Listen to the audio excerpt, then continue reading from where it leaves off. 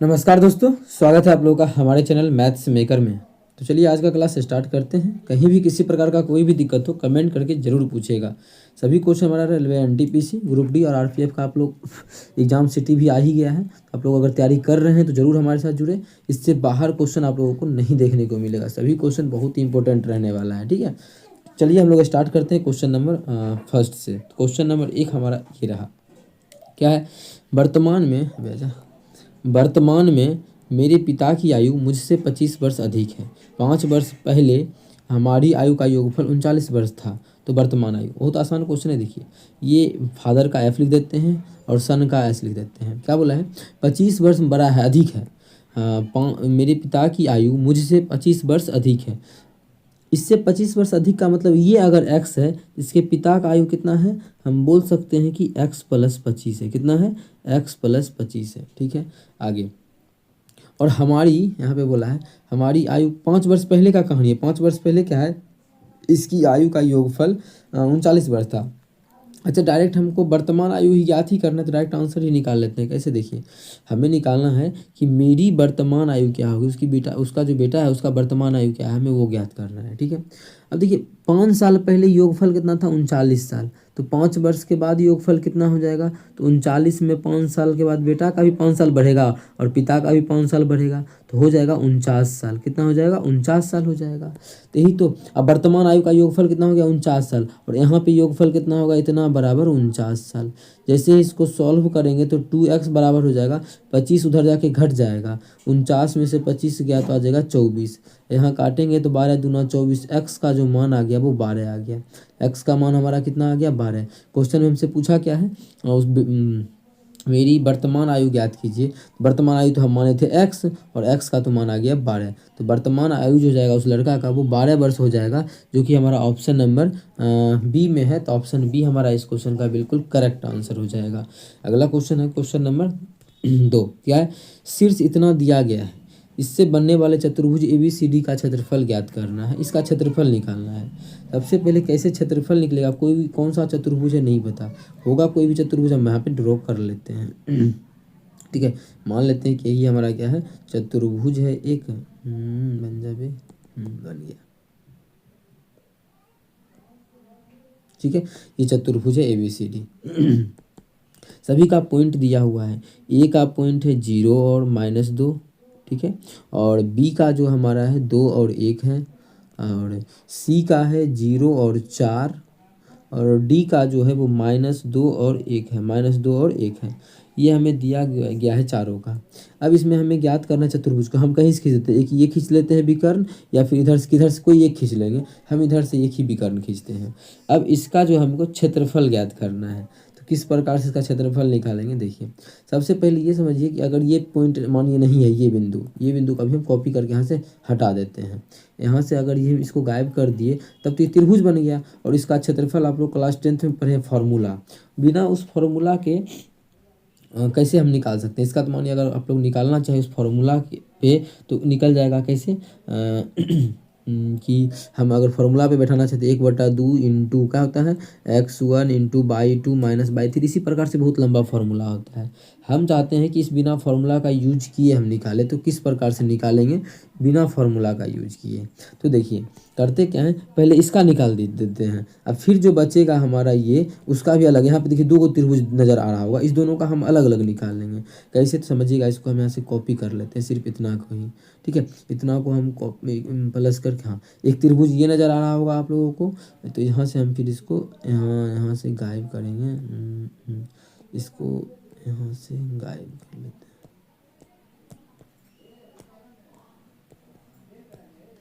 यही तो हमारा है। यही दोनों त्रिभुज का हमें मान ज्ञात करना है। अब फिर दोनों को जोड़ देंगे अलग अलग करके, बस समझा रहे हैं यहाँ पे। जितना भी टाइम लग रहा है बस हम इसको समझा रहे हैं कि हाँ देखिए, निकालेंगे फिर अलग अलग। बाद में हम क्या करेंगे? दोनों त्रिभुज के क्षेत्रफल को जोड़ देंगे। तब जोड़ेंगे तभी पूरा निकल जाएगा। अगर हम दोनों को जोड़ेंगे तो उसमें क्या होगा? हमारा पूरे त्रिभुज का क्षेत्रफल निकल जाएगा जब जोड़ देंगे तब। अभी हम अलग अलग निकाल लेते हैं दोनों त्रिभुज का, एक त्रिभुज का। तो कैसे निकाले? मानिए और ग्रुप डी में जो है सिर्फ त्रिभुज का भी पूछा जाता है, सिर्फ और सिर्फ त्रिभुज त्रिभुज का भी क्षेत्रफल पूछा जाता है। तो यहाँ तो मान चतुर्भुज का पूछ दिया तो दोनों दो को त्रिभुज का हम सीख जाएंगे। तो पहले क्या करते हैं, इसका निकाल लेते हैं। तो जो भी 3 गो पॉइंट दिया हुआ उस तीनों पॉइंट को लिख लेना है। जो भी 3 गो पॉइंट दिया हुआ तीनों पॉइंट को, जैसे दिया है एक 0 -2, दूसरा पॉइंट जो हमारा है वो 2 और 1 है, और तीसरा जो पॉइंट है वो -2 और 1 है। यही तीनों हमारा पॉइंट है। इसमें से किसी को भी हम जीरो कर लेंगे, किसी एक को, यानी कि तीनों को किसी एक को हम यहाँ से जीरो कर लेंगे। जैसे मेरा मन हुआ कि तो जीरो है ही, यहाँ पे हम +2 कर देंगे। तो देखिए ये तो जीरो था और इसमें 2 जोड़े तो जीरो हो गया। तो इसका बात खत्म। कैसे जीरो पूरा है, 2 जोड़ने पे जीरो पूरा है ना। तो +2, इसमें +2 सब में किए तो +2 किए। पहला में तो जीरो ही जोड़े हैं, तो पहला में नहीं भी लिखेंगे चलेगा। तो मान कितना हो गया, ये 2 3, ठीक है। और इधर जो हमारा आ गया -2 और 3। क्षेत्रफल निकालने का देखिए आसान, अंदर को अंदर से गुना कीजिए, कितना हो जाएगा ये -6। इसमें घटा देंगे, इधर गुना करेंगे तो 3 दूना 6, 6 बटा कितना हो जाएगा, 2 से भाग कर देंगे। तो ये जो हमारा माइनस से कोई मतलब ही नहीं है। पहले इसको जोड़ लीजिए पूरे। तो -6 में -6 जोड़ेंगे तो हो जाएगा -12 बटा 2। -12 है तो हम +12 लेंगे, तो यह इसका क्षेत्रफल 6 आ गया। चलिए इस त्रिभुज का जो क्षेत्रफल आ गया 6 आ गया। अब हम सेम इसी तरीके से हम उस त्रिभुज का भी क्षेत्रफल निकाल लेते हैं। तो इस तीनों बिंदु को लिख लेते हैं। 2 बिंदु से में एक बिंदु हमारा 0 और 4 है। तो यहीं पे नहीं निकाल ले क्या, अगर हम माने 4 घटा देंगे तो 0 हो जाएगा ये। तो इसमें भी 4 घटाएंगे, यहाँ भी 4 घटाएंगे, तो हमारा कितना बन जाएगा, 4 घटाएंगे तो ये बन जाएगा 2 और -3। एक बिंदु हमारा बन जाएगा ये वाला, 2 और -3 बनेगा। और यहाँ पे घटाएंगे तो बन जाएगा -2 और -3। अब अंदर को अंदर से गुना करेंगे तो 3 दूना 6 +6, और इसको जैसे ही गुना करेंगे तो 3 दूना 6 माइनस माइनस +6, क्योंकि माइनस घटाते और फिर 3 दूना 6 बटा 2, कितना हो जाएगा 6 6 12 बटा 2। प्लस में आया तो अच्छी बात है, नहीं आता तो प्लस कर देते हैं। अब देखिए इस त्रिभुज का भी क्षेत्रफल 6 आ गया और इसका भी क्षेत्रफल 6 आ गया। हमको तो त्रिभुज का नहीं चतुर्भुज का चाहिए था। चतुर्भुज का कैसे निकालेंगे, इसको जोड़ के कैसे जोड़ेंगे, तो देखिए अब दोनों को मानिए हमें पूरे ओवर मतलब पूरा चतुर्भुज था उसका क्षेत्रफल चाहिए। क्या करेंगे, इस दोनों को जोड़ेंगे तो हमारा चतुर्भुज का नहीं आ जाएगा क्या, बिल्कुल हमारा आ जाएगा। तो कैसे आया, इसको जोड़ने से आ गया। ठीक है, तो जोड़ेंगे तो 6 6 कितना हो जाएगा, इस दोनों को जोड़ने के बाद 6 6 हो गया 12। मतलब इस चतुर्भुज का जो क्षेत्रफल हो गया हमारा 12 हो गया, जो कि ऑप्शन नंबर बी में है। तो ऑप्शन बी हमारा बिल्कुल करेक्ट आंसर हो जाएगा। कौन सा ऑप्शन, ऑप्शन बी। चलिए अगला क्वेश्चन कर लेते हैं। हमारा क्वेश्चन नंबर 3 है, क्या है, a+b और a+b का होल स्क्वायर का तृतीय अनुपाती ज्ञात कीजिए। आप लोगों को हम ये क्वेश्चन करवा चुके हैं। तृतीय अनुपाती अगर कोई 2 नंबर दिया है तो उसका तृतीय अनुपाती निकालने का तो आसान तरीका बताएं। तृतीय अनुपाती कैसे निकलता है, तृतीय अनुपाती जो भी 2 नंबर दिया है, जैसे मानिए एगो नंबर x है एगो नंबर y है, तो बाद वाला का स्क्वायर करते हैं और उसमें भाग कर देते हैं पहले वाला से। इसका बेसिक भी हम समझा चुके हैं ये कहाँ से आता है। तो y का स्क्वायर जैसे ही करेंगे तो a+b का होल स्क्वायर तो था ही, देखिए इतना तो था ही। हमें क्या करना है, इसका स्क्वायर करना है। चलिए इसका स्क्वायर कर दिए, इसका भी कर दिए हम स्क्वायर, बटा क्या कर देंगे x का मान कितना है a+b है, कितना है a+b।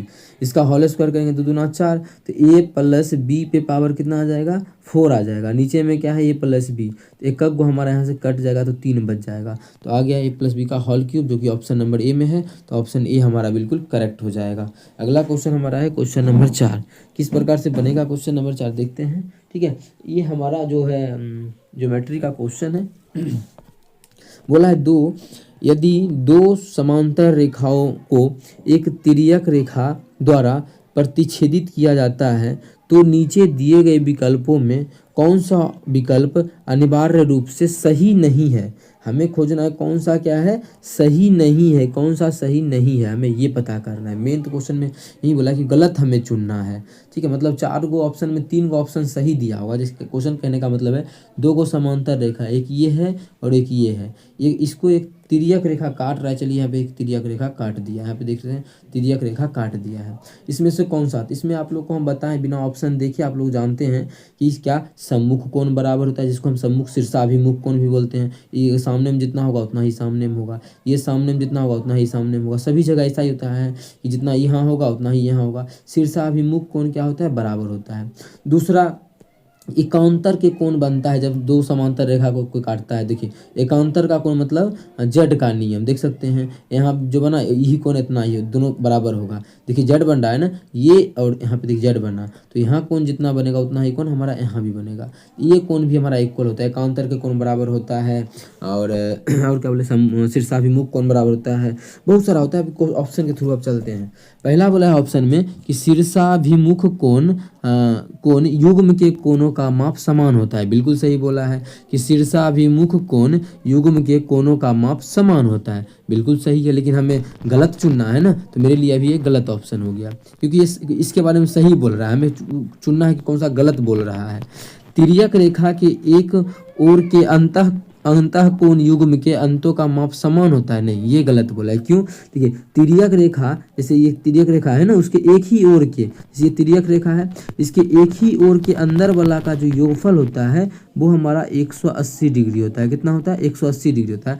ऐसा नहीं होता है कि अगर x है तो x होगा, बराबर नहीं होता है, 180 डिग्री होता है। तो एक दो समांतर रेखा को एक तिर्यक मतलब समांतर रेखा को तिर्यक छेदी रेखा काटता है, तो एक ही ओर के अंतः कोणों का योगफल 180 होता है। यहाँ बोल रहा है समान होता है, तो यही क्वेश्चन तो हमारा हो गया सही। बाकी क्या बोला चेक अगर करें तो संगत कोण युग्म के कोणों का माप समान होता है। बिल्कुल संगत कोण बराबर होता है, इसके ऊपर में जितना है उतना ही इसके ऊपर में होगा, इसके नीचे में जितना है उतना इसके नीचे में होगा। ये संगत कोण क्या होता है? बराबर होता है। संगत कोण क्या होता है? बराबर। ये संगत कोण मतलब ये नीचे में जितना है उतना ही ये नीचे में होगा, या फिर इसके ऊपर में, इस लाइन के ऊपर में जितना है उतना ही इस लाइन के ऊपर में होगा। ये सब कोण बराबर होता है, ठीक है, ये सही बोल रहा है। एकांतर अंतः कोण आप लोग को हम बता दिए, एकांतर कोण बराबर होता है इसमें। ये तीनों ऑप्शन जो है सही बोल रहा था, यही था इसके बारे में गलत बोल रहा है, हमको गलत ही चुनना था। तो हमारा ये ऑप्शन बिल्कुल करेक्ट हो गया, जो कि ऑप्शन नंबर बी में है। कौन सा ऑप्शन? Option B. तो ऑप्शन बी हमारा बिल्कुल करेक्ट आंसर हो जाएगा। उम्मीद करते हैं समझ में आ गया होगा, और आरपीएफ का भी एग्जाम डेट आ गया है। आप लोग हमारे साथ नहीं जुड़े हैं तो ज़रूर जुड़ें, और अपने सभी दोस्तों को भी जोड़ें। क्या है अगला क्वेश्चन? यदि तीन संख्याओं का अनुपात 5, 6 और 8 है और उनके वर्गों का योग 1250 है, तो उन संख्याओं का गुणनफल ज्ञात कीजिए। उन संख्याओं का हमें जो ज्ञात करना है वो गुणनफल ज्ञात करना है। क्वेश्चन बहुत ही अच्छा है, किस प्रकार से सॉल्व, वो ऑप्शन के थ्रू जा सकते हैं लेकिन अभी नहीं चल सकते हैं। वर्गों का योग दिया है ना, इसलिए क्वेश्चन को सॉल्व करना पड़ेगा थोड़ा सा, क्योंकि सब का सब 1200, 2400 है। इसीलिए हम लोग क्या करते हैं, इस सभी क्वेश्चन को सॉल्व ही करते हैं। कैसे? देखिए ऐसा, वर्गों का योग दिया है ना, मतलब ये अगर 5 अनुपात में है तो दूसरा जो संख्या है वो 6 अनुपात में है, और तीसरा जो संख्या है वो हमारा 8 अनुपात में है। ये अनुपात में हमारा तीनों का तीनों क्या है? संख्या दिया हुआ है, क्वेश्चन में गिवन है, ठीक है। और अगर हम अनुपातिक संख्या मान ले x, तो ये भी x, ये भी x, ये भी x। आप बोलिए कि हमेशा अनुपातिक संख्या नहीं मानते हैं x, अभी क्यों मान लिए? अभी इसलिए माने कि अगर बिना माने बनाएंगे तो आप लोगों को कन्फ्यूजन होगा, क्योंकि क्वेश्चन में बोल रखा है यहाँ पे वर्गों का योग। तो वर्गों का योग का मतलब हमें बाद में वर्गमूल करना पड़ेगा। कैसे करेंगे वो समझाते हैं। इसके वर्गों का योग मतलब इसका वर्ग कितना हो जाएगा? 25x²। इसका वर्ग कितना हो जाएगा? 36x²। और इसका वर्ग कितना हो जाएगा? 9 9 8 8 64 ना, तो 8 8 64x²। ये सभी के वर्गों का योगफल, ये सभी का जो योगफल है जोड़ेंगे कितना होगा? 64, 36, 100, 125। तो ये हमारा हो गया 125x²। इसका जो मान है बराबर है 1250 के। यहाँ से देखिए कटेगा कि 125 से 125 10 बार में कटेगा, तो x बराबर क्या हो जाएगा? √10। उधर 10 बच गया ना, 10 बार में कटा था, तो स्क्वायर उधर जाके रूट हो गया √10। हमें क्वेश्चन में ज्ञात क्या करना है कि तीन संख्याओं का अनुपात का, फिर लास्ट में उन संख्याओं का गुणनफल ज्ञात कीजिए। अच्छा गुणनफल कितना होगा? देखिए 8 5 40, 40 छके 40, 6 40, 6 24, 240, और क्या होगा? x³ तो 240। यहाँ पे देखिएगा क्वेश्चन आसान हो गया अब हमारा सॉल्व करना। तो 240 का लिख देते हैं 240 गुना x³ मतलब √10 का क्यूब करेंगे तो हो जाएगा 10√10। कितना? 10√10। इसको करेंगे तो आ जाएगा 2400√10, जो कि हमारा किस ऑप्शन में है? ऑप्शन नंबर डी में है। जाएगा हमारा ऑप्शन डी में है ना मेरे भाई, ऑप्शन डी। तो ऑप्शन डी हमारा है 2400√10, तो ऑप्शन डी बिल्कुल करेक्ट होगा। सॉल्यूशन आप लोग के सामने है, आप लोग देख सकते हैं, कहीं भी दिक्कत हो तो पूछ सकते हैं, ठीक है। आगे चले तो चलिए अब चला जाए अगला क्वेश्चन, क्वेश्चन नंबर हमारा 6 की तरफ। क्वेश्चन नंबर 6 बहुत ही सिंपल है और पूछा, देखिए जो भी क्वेश्चन हम करवा रहे हैं पूछा गया है, इसीलिए आप लोग सभी क्वेश्चन को कीजिए, हल्का हो भारी हो से कोई मतलब नहीं, सभी लेवल के क्वेश्चन को करना है। ठीक है, निम्नलिखित का मान ज्ञात कीजिए। देखिए आधार जब सेम होता है तो पावर को सिंपल जोड़ देते हैं, तो 5 पे पावर कितना हो जाएगा, 4 3 7 2 9, 5 पे पावर 9, इसका डायरेक्ट आंसर हो जाएगा। कोई ऑप्शन में दिख रहा है क्या, तो 5 पे पावर 9 ऑप्शन हमारा ए में है, तो ऑप्शन ए हमारा बिल्कुल करेक्ट आंसर हो जाएगा। कौन सा ऑप्शन, ऑप्शन ए। अगला हमारा है 2 डिब्बों में 7:5 के अनुपात में चॉकलेट है। 2 गो डिब्बा है, डिब्बा 1 और डिब्बा 2। डिब्बा 1 में जो चॉकलेट है वो 7 अनुपात में है, डिब्बा 2 में जो है वो 5 अनुपात में है, दिया हुआ है। यदि दोनों डिब्बों में चॉकलेटों की संख्या का अंतर 28 है तो अधिक संख्या वाले डिब्बों में चॉकलेटों की संख्या, अधिक संख्या वाले डिब्बों में अधिक संख्या किसमें है, जिसमें 7 अनुपात है उसी में अधिक चॉकलेट होगा, बिल्कुल। तो हमें इस डिब्बा में पूछ रहा है D1 में क्या को चॉकलेट है। अब देखिए दोनों डिब्बाओं का अंतर, चॉकलेट का अंतर कितना दिया है, वो 28। अब एक्चुअल में तो अंतर 28 है दोनों डिब्बा में, चॉकलेट की संख्या का अंतर। और यहाँ पे अंतर कितना है अनुपात में, इस डिब्बा में 7 अनुपात में चॉकलेट है और इस डिब्बा में जो है चॉकलेट है वो 5 अनुपात में है। तो दोनों में अंतर कितना है, 2 का अंतर है। चॉकलेटों में जो अंतर है अनुपात में 2 अनुपात का अंतर है। एक्चुअल में कितना का अंतर है, 28 में। तो एक्चुअल में इससे कितना गुना है, तो हम बोल सकते हैं यहाँ से 1 अनुपात का जो मान है वो किसके, 14 के बराबर है। यहाँ से हम बोल सकते हैं कि 1 अनुपात का जो मान है वो 14 के बराबर है। जब 1 अनुपात का मान 14 के बराबर है तो हमें ज्ञात क्या करना है, तो अधिकतम चॉकलेटों की संख्या किस डिब्बा में, तो D1 में है। और कितना चॉकलेट है, तो 7 अनुपात में। 1 अनुपात का मान 14, तो 7 अनुपात का मान हो जाएगा 7 गुना 14, तो 14 सत्य हमारा होता है 98।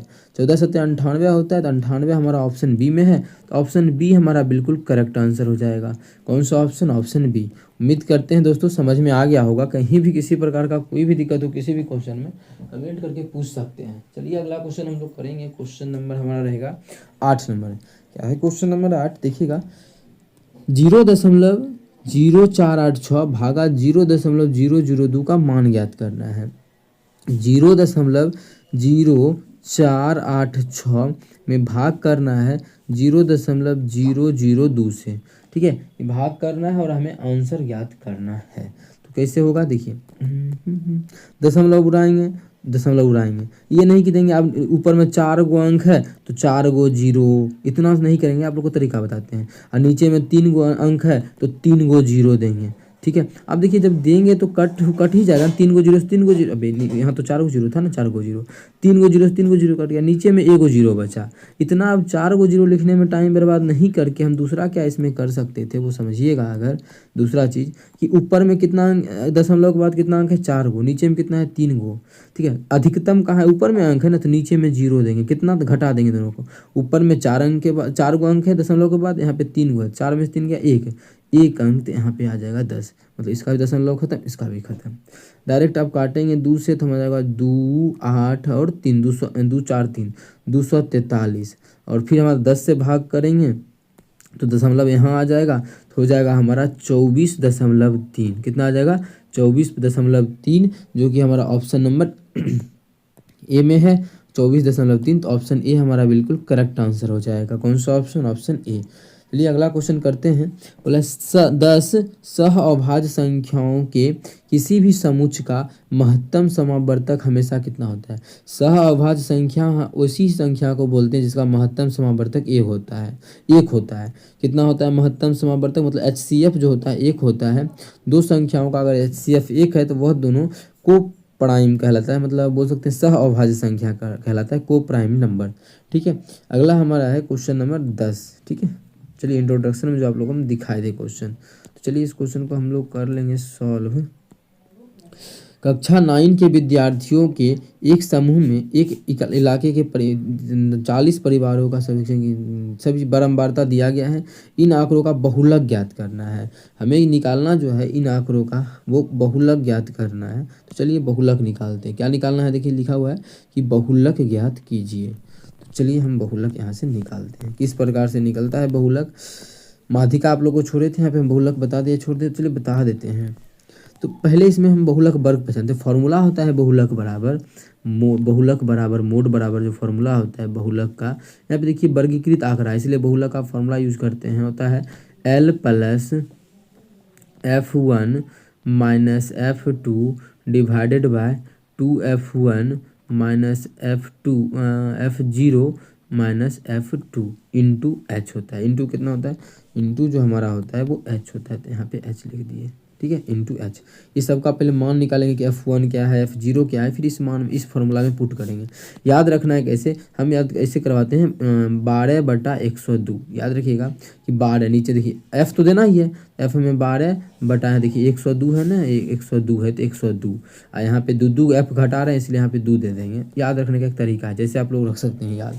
अब L क्या है, F क्या है, वो सभी देखने के लिए देखिए एक बहुलक वर्ग होता है ये सभी में, तो बहुलक वर्ग कौन सा होगा, जिसकी बारंबारता सबसे अधिक हो। ये बारंबारता परिवारों की संख्या, मतलब ये जो दिया हुआ है बारंबारता दिया हुआ है, ठीक है, हम यहाँ पे F लिख देते हैं, बारंबारता को F से सूचित करते हैं F।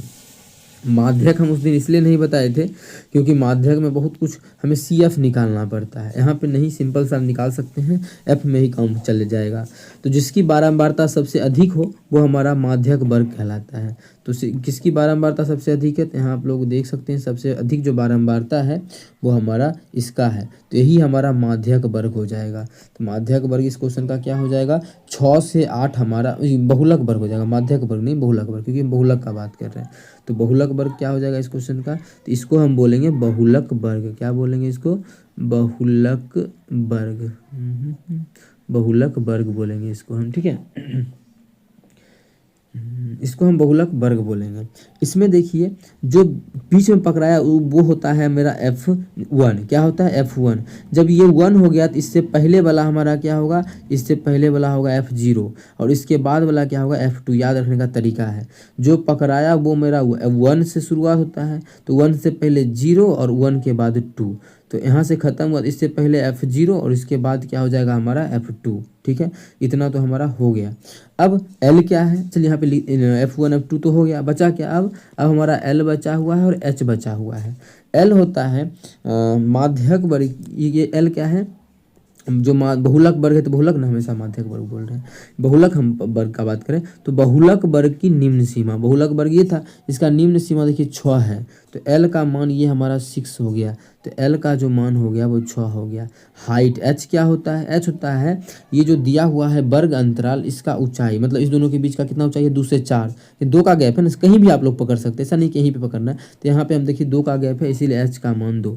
अब सब मान को पुट करेंगे, हमारा बारंबारता बहुलक निकल जाएगा, ठीक है, आसान है।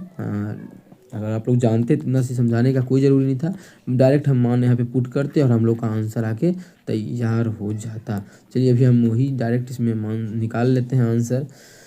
L प्लस, तो L का जो मान कितना हो जाएगा, L का जो मान है कितना, दोनों निकालें, 6 निकालें, 6 प्लस इंटू F1 कितना है 12, इसमें घटा देंगे F2 कितना है 6 है, बटा क्या हो जाएगा हमारा 2F1 में 2 से गुना करेंगे तो करेंगे तो 12 दूना 24, देखिए तो 12 दूना 24, इसमें घटा देंगे F0 हमारा 8 है और F2 हमारा 6 है, इसमें गुना कर देंगे H का, H जो हाइट हमारा है वो हमारा 2 है, ठीक है। अब सॉल्व करते हैं तो 6 प्लस डायरेक्ट इसको 12 में से 6 गया तो 6 बटा 8 6 14 14 10 24, तो आ गया 10 गुना 2, कितना हो जाएगा ये हमारा हो जाएगा 6 प्लस 1.2 कैसे आएगा, देखिए 6 दूना 12 में 10 से भाग करेंगे 1.2, जैसे ही करेंगे तो आ जाएगा 7.2, कितना आ जाएगा 7.2। हमसे क्वेश्चन में पूछा था इसका बहुलक क्या होगा, इसका बहुलक 7.2 किसी ऑप्शन में नहीं है, कुछ तो त्रुटि हुआ है, कुछ तो हुआ है। F2 हमारा 6 है और F0 हमारा कितना है 8 है, तो 8 6 14 14 10 24 है, तो नीचे में जो हमारा आ गया 10 आ गया, ठीक है, ऊपर में हमारा आ गया 12 में से 6 गया तो 6 12 है, F1 10/102 10/102 फॉर्मूला गलत बता दिया, यहाँ पे फॉर्मूला में जो होता है हमारा 10/102 होता है, 10/102 12/102 नहीं, हम 10/102 बोले भी थे। यहाँ पर जो होता है 10/102 होता है, 10 10/102। याद रखने का तरीका ही बता था, 10/102 होता है। क्या होता है? 10/102। देखिए इस आंसर थोड़ा सा भागा है इसीलिए। तो 10 का मतलब F0 का मान कितना है? F0 का मान 8 है तो 8। अब 12 में से 8 गया तो 4 हो जाएगा। इसलिए हम क्षमा चाहते हैं आप लोगों से, यहाँ पे गलती हो गया। यहाँ 4 हो जाएगा, 4 दूना 8, 8 में भाग करेंगे तो 0.8 होगा। जैसे ही जोड़ेंगे ये हमारा इतना नहीं होगा, ये हमारा हो जाएगा 6.8। कितना हो जाएगा? 6.8 हो जाएगा। तो 6.8 हमारा किस ऑप्शन में है? ऑप्शन ए में है। तो ऑप्शन ए हमारा बिल्कुल करेक्ट आंसर हो जाएगा। ठीक है, यहाँ पे F0 होगा, F2 नहीं होगा। इस चीज़ का ध्यान रखिए। और हमारा जो ऑप्शन ए है, ऑप्शन ए हमारा बिल्कुल करेक्ट आंसर हो जाएगा। अगला बस 10 क्वेश्चन यहीं पे था। तो आज का क्लास यहीं तक रखते हैं। कहीं भी दिक्कत हो तो ज़रूर पूछें। चलिए मिलेंगे नेक्स्ट वीडियो में इसी प्रकार का बेहतरीन क्वेश्चन लेके। Thank you.